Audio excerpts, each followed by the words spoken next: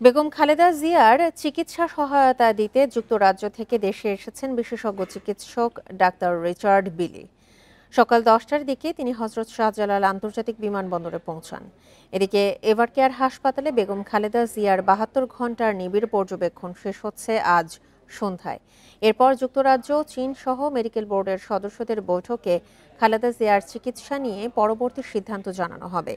বিএনপির পক্ষ থেকে জানানো হয়েছে, গত 12 ঘণ্টায় খালেদা জিয়ার স্বাস্থ্যের অবস্থা অপরিবর্তিত রয়েছে।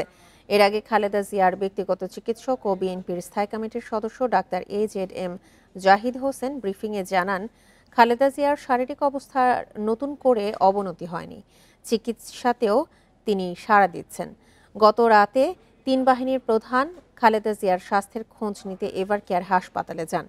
এছাড়া জামায়াতে ইসলামের আমির ডাক্তার শফিকুর রহমান তার চিকিৎসার খোঁজ খবর নেন।